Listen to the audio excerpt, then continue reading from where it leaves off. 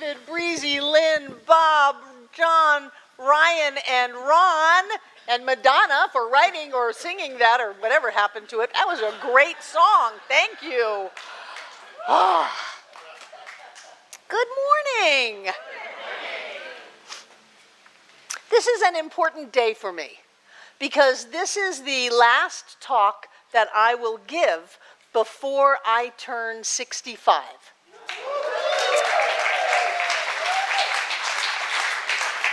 And so I've been a little introspective and I've been a little retrospective thinking about that because when I was growing up, 65 was old. And you got a party and a gold watch and then you had to leave whether you wanted to or not. You had to go. And I'm grateful that that's not the case now because I don't feel old.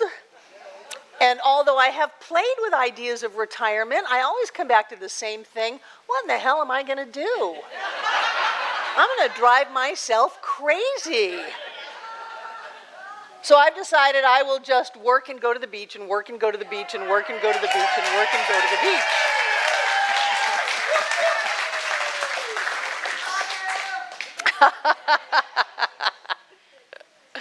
But I've been thinking about my time on this earth. I've been asking myself questions that I think people do at milestones. Have I used my time well on this planet? Have I lived a good life? Have I done things that would make me proud of who I am? And I'm very happy to say that I have. And a lot, if not every bit of that, is attributed to this teaching. I walked into a Science of Mind center when I was 27 years old, and I was lost. I was anxious and worried and afraid and paranoid and making horrible choices. I was imbibing anything that I could get my hands on and trying to make sense out of life. And I walked into this little church in Eugene, Oregon called the Church of Religious Science in Eugene, Oregon. And I took a class, and I think that's one reason I'm teaching Science of Mind 101 starting September 9th, 10th for all of you, because that's the class that changed me. That's the class where I went through the Science of Mind textbook. I've made peace with the revised edition and Maud Allison Latham of the Science of Mind textbook, and I want to revisit that. And it's like a 4-month process to go through that. But I want to revisit that because it had such an impact on me. It really laid out how life works. And I had been searching all of my life to try to figure out how in the heck does life work? Why are people the way they are? And why is this happening to me again and again and again and again? So as I am looking over my life, I've come to the conclusion that probably the most important thing that I learned from that process of going through classwork in both Eugene, Oregon and Fort Lauderdale was to learn to trust myself. And in order to learn to trust myself, I first have to know who myself is. It's like let your inner child come out to play. I think the more appropriate question is anybody home? Really. There's some truth to that. So I had to know who myself was because the self that I thought I was not trustworthy at all. That self was very abusive. It was very critical and hurtful towards me. It was doing things that would sabotage my growth instead of support it. And so that's not the self that I want to trust. I don't want to trust crazy Barbara. I want to trust evolved, conscious, spiritual Barbara. And the more that I heard the words of Ernest Holmes saying that I am perfect, I am whole, I am complete, that I have never done anything for which I need to be punished. What a revelation. Whew, what a break. Wow, that's big. that there is an essence inside of me that is pure love and pure light, that I am infinite, that I have more power than I know what to do with. And if I can get a handle on that, I can make magic and miracles happen in my life. And so instead of being told that there was something inherently wrong with me, my sweet little mother who used to sing, "I am opening up in sweet surrender" from her wheelchair was not the woman I grew up with. The woman I grew up with had a mantra when she would look at me and say, "What is wrong with that child?" Because I didn't fit in the box. I didn't act like other people. I didn't look like other people. I certainly didn't talk like other people. And so I had this deep embedded idea that there was something wrong with me, and I kept trying to act that out in some kind of a psychological way. They say we keep repeating our neuroses so that we think that if we can catch it just right, it'll come out okay. It's like falling in love with someone who is abusive. We think that maybe this one it's not going to happen to, except it always does. And so as long as I had that belief system that said there was something wrong with me, there was no way that I could relax and trust. I had to look at that. I had to challenge those beliefs that say, there is nothing wrong with you. If anything, you were the sane one in that family. You were the one who knew and would call it like you saw it, no matter what the consequences. I remember getting thrown out of Sunday school in the Methodist church when I was in the 4th grade. I stood toe-to-toe with that teacher and debated biblical scripture until they were in tears. And then I went to work in the nursery.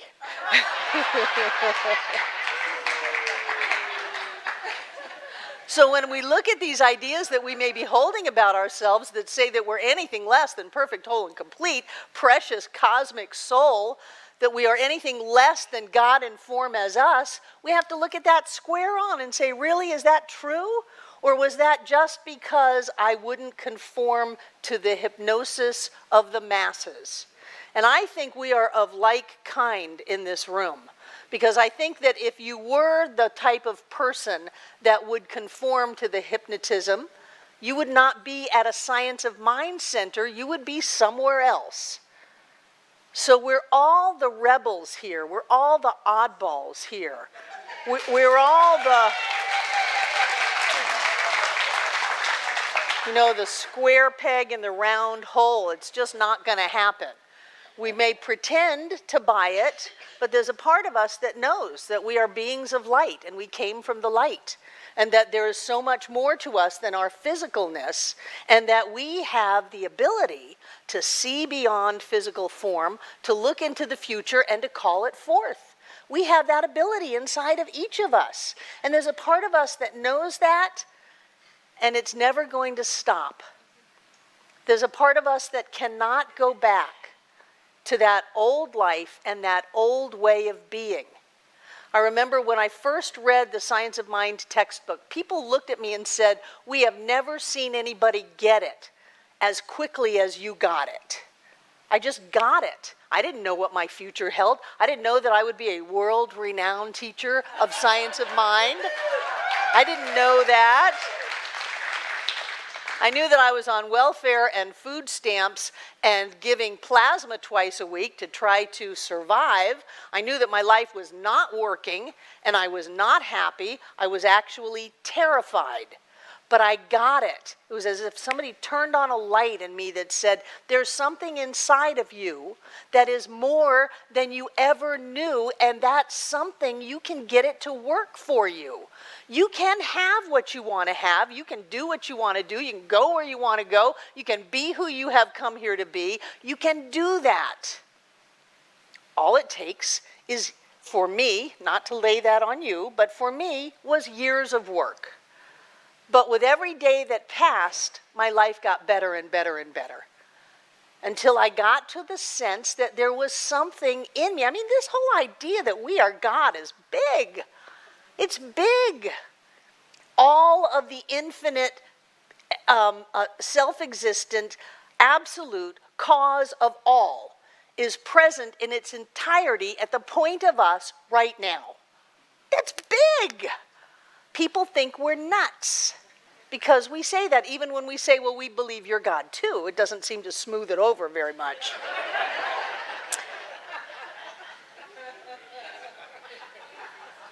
But when I started to get a glimpse of it, that there was something good in me, there was something healthy in me, there was something strong in me, there was something that was connected in me, there was something that was loved in me. When I started to get a sense of that, my life got better and better and better, until I could finally get just a little bit of this idea that says everything's going to be okay. Even though in the past it has looked like nothing is going to be okay, in the end everything was okay because I'm still here. Everything is going to be okay, and maybe I can just take a little bit deeper breath and just relax into it a little bit more. But this doesn't happen all by itself. People don't just go from being crazy self to trustable self without some work. And so one of the things that I think it's important for us to look at is how we let our crazy self, and I'm not using that clinically, just want to make sure everybody understands. I have 2 doctorates, and I'm not saying we're all crazy on a clinical level. But when we let that part of us do things that are untrustable, like when we let that part of ourselves put us down and have horrible self-talk. I'm not even talking about negative self-talk. I'm talking about horrible self-talk that says, we are the stupidest person on the planet and we can never have this or be that way. Those absolute statements, when we have that part of us talk to ourselves that way, it doesn't help. And so there has to be some effort put out on our behalf to begin to change that and to start looking at ourselves different so that we can actualize that healthy, trustable self that is always there. The crazy part of us is a lie anyway. If all that God is what we are, then there's no room for crazy. There's no room for put down. There's no room for the limitation of you can't and you're not good enough and soon one day everybody will find out. I remember when I was the minister of the Miami Church of Religious Science, honest to God, I had nightmares. And the nightmare was, these were reoccurring nightmares. Yes, you can analyze me if you want. I was a duck at a shooting gallery.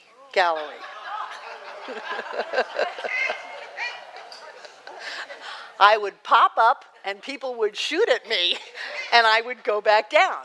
And I would pop up and people would shoot at me and I would wake up sweating and in a panic. And I had another reoccurring dream, and that was the classic speaker's dream. It wasn't that I was naked. It was that the whole audience had tomatoes.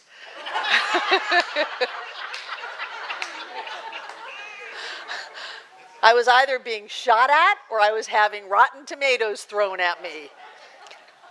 That comes from a sense, not of the healthy Barbara, but of the Barbara that has a sense that I'm not good enough to be up here, that people are going to find out my deeply hidden secrets, and that's going to be my demise. And I think one of the reasons that I am blessed with the career that I've had and being able to speak as well as I do, and I truly look at it as a blessing, but I think one of the reasons that works is that I'm open and honest. And so not to the too much information level. There are certain things that you don't know about me. It's not a lot, but there are certain things that are inappropriate to share with you. Now you're thinking, well, what could that be?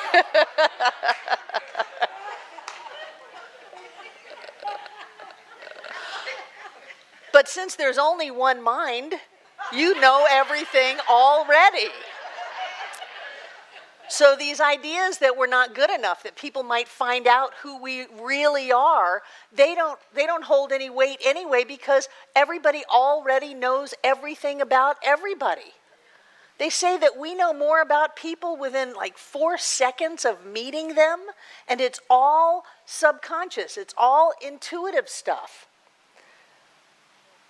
I forgot where I was. I got lost. So this idea of being at a shooting gallery or not feeling good enough about who we are, about letting other people's ideas about us determine how we feel about ourselves. Deepak calls that outer referenced. Terry Cole Whitaker wrote a great book called What You Think of Me Is None of My Business. What you think of me is none of my business. The only thing that is my business is what do I think of me? How do I feel about myself? And if I'm feeling poorly about myself, you can think that I'm God's gift to planet Earth and it won't matter. And if I'm feeling good about myself, you can think I'm the worst person in the world and it won't matter because I stand on what I think. Now, if I take what you think and I adopt that as to what I think, then I'm in trouble. Because if you change the way you see me, then I've lost the way I see myself. And that happens. I would love to tell you that everybody loves me, but they don't.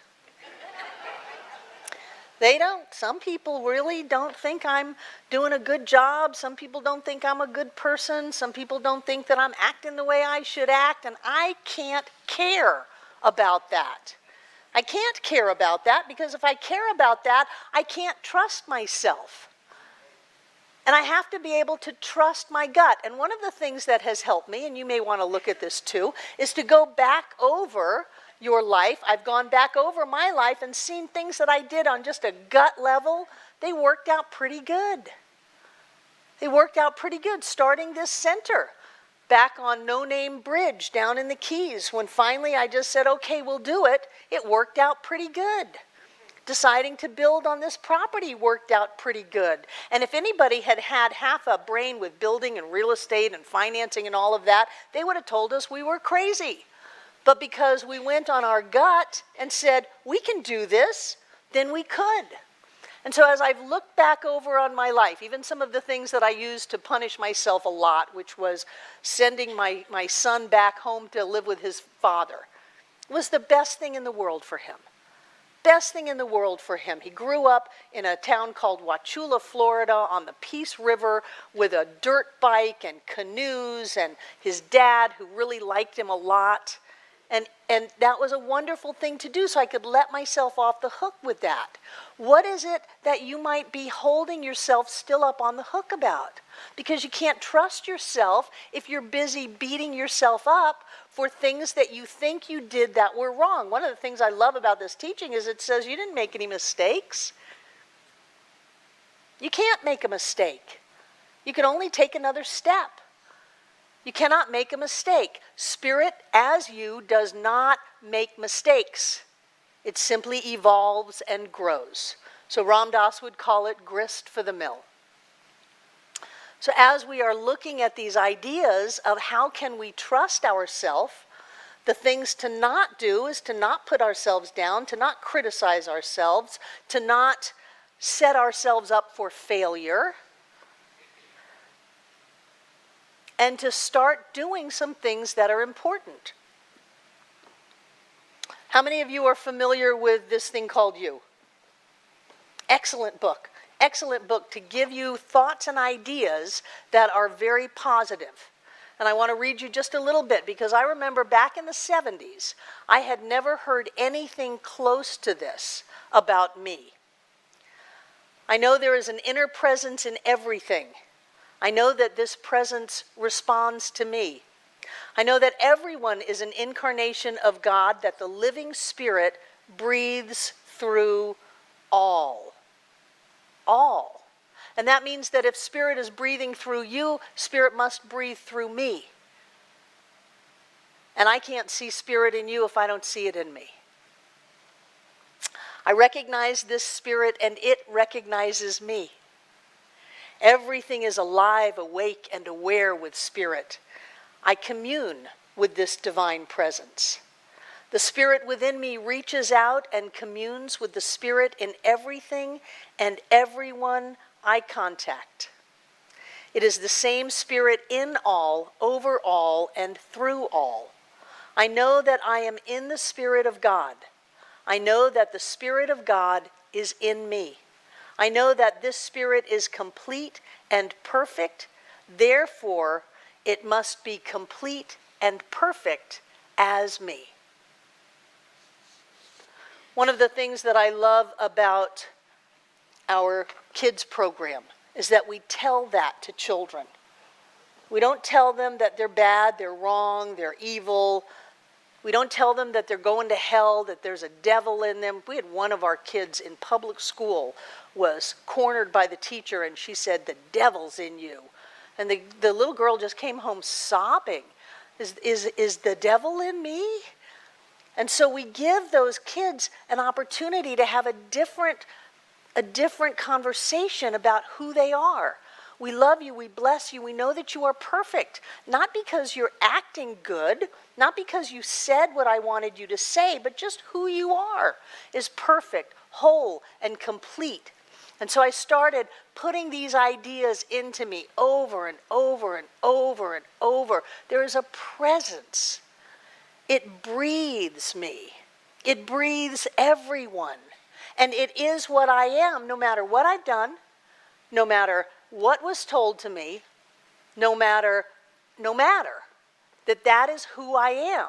And so to start changing the way that I talk to myself, to be someone I can trust. And then it's important for me to be trustworthy. Instead of setting myself up to sabotage, how about following through on what I said I would do? How about being the kind of person that I can rely on, that when I start to freak out and lose it, there's a stronger part in me that I can depend on to say, no, we said we're going to do this, we're going to do it. If there was another person outside of me, and they said they were going to do something and they didn't do it, the next time they said they were going to do something, I would be hesitant to believe that they would do it. So I wouldn't be able to trust them. But if there was another person outside of me that said, well, I'm going to do this, and they did it, then I could trust them to do that. So it is with me. I'm going to take care of you. I'm not going to put you in situations that may kill you anymore. I'm not going to do that to you. Oh, I can trust that. So I don't always have to be looking around and watching out to see if something's going to show up. I can allow myself to rest into me. And when you learn how to do that, something amazing happens. First of all, you free up all kinds of energy because you're not having to be so defensive and watching out, and then you project all of that onto other people, and you end up fighting with other people or blaming other people or criticizing other people, and it's all because that's going on inside of us. There's nobody else in your world but you. You free up all of that energy, and you can start living a different kind of life. A life that is not so tense, that is not so fearful, that is not so steeped in lack and limitation. Because if you have lack and limitation inside of you, you're going to demonstrate it on the outside. And to be able to literally just take a breath and know that you may not know how, you may not know when, but it's going to be okay because there's a part of you that's going to have it be okay. For me, this was huge. This was the foundation of all of my growth, all of my transformation, and my ability to do what I have done in my life. And so I would offer you the idea to check yourself out. Do you trust yourself? Should you trust yourself? Are you trustworthy to yourself? Are you the kind of person that will stand up for you when you need to be stood up for? When you feel like you're going to crater, is there a part of you that will rise up and be that for you? Or are you the kind of person that is still playing games of holding you back and keeping you down, telling yourself the lies that you're not good enough and that people just don't know you, and if they did, they would find out what a horrible person you are. And if you are, I would just offer you the idea to stop it, to do whatever it takes to stop it, to get on your own side. There is nothing that limits us. There's nothing that limits us from our joy, from our health, from our prosperity. There's nothing that limits us from anything but us. And when we get this idea truly that says the infinite, the absolute, all of the love that there is present in its entirety at the point of us right now. When we start to get that, and we don't have to get the whole thing at once, we can get a blink, we can get a little bit of it. When we start to get that and we open up to that, we realize that there is nothing to fight, there is nothing to be afraid of, there is only something that breathes us, something that lives us, something that lifts us, something that opens doors for us, and if need be, will carry us on through. It is amazing who we are. It is amazing the power that we have. It is amazing what we can do. We sing the peace song every week, and I absolutely believe that we are changing the world. I absolutely believe that who we are makes a difference, and that what we do is changing the lives of every person on this planet. And people say, well, Barbara, you're so arrogant, you're so narcissistic. Yeah, so what? Somebody's got to do it. Might as well be us. All of God, all of love, all of joy is present not in you, but as you, right here and right now. Always has been, always will be. You can never get away from it. You're stuck with it. It is who you are, and so it is.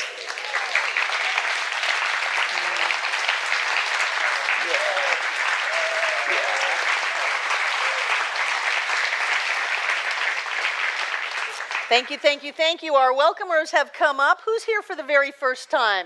What a good idea you had. Richard from Fort Lauderdale, welcome, welcome, welcome. I spent many years there, and this is Jackie Sachs from Fort Lauderdale. Jackie, meet Richard. And who are you? What is your name? Hayes. Welcome, Hayes. I'm glad you're here. I'm glad you're here. And we have R what? RW, because we have an RJ. RW, welcome RW. He's been watching online, so welcome, welcome. And who are you? Hi, Jay. John told me you were coming today. Welcome, welcome, welcome, Reverend Jay. I'm so glad you're here. So, yay, yay. Who else? You're pointing. Yes, yes. Anita and Spencer from Washington, D.C. Welcome, welcome, welcome. Welcome. I'm so glad that you came. These people have a gift for you. And if you want to know more about our center, you can fill out the card with your name and address. If you only want email, just check email only. We send out a terrific e-news every week. And there's a present in there. There's a coupon for the bookstore to use today in your packet that they're going to give you after the celebration. And I want to simply just acknowledge that David and Ann Primo sold all that they had to move to Asheville to be at this center. Yay. And they are here for the first time today. They bought a house sight unseen and moved in. FaceTime scene. And I'm just so honored that so many of our video people connect in a real way. You are welcome to the family. Welcome home. Welcome home. Thank you.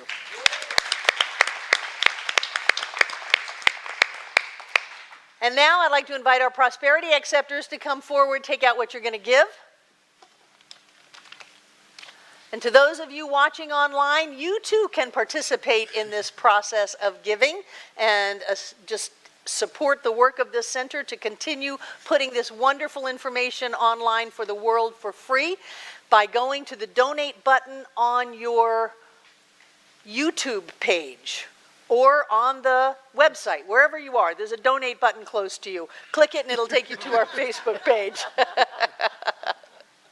And to all of you, thank you for your incredible generosity. This center is healthy and strong, and I am grateful for all of the many ways that you give. I like to open up my hand, put the gifts in it, cover it up with the other hand, and bring it close to my heart. And in that, I know that God is the source of all supply. that money is the action and flow, the energy of spirit in and through our lives, and that we are blessed by this giving.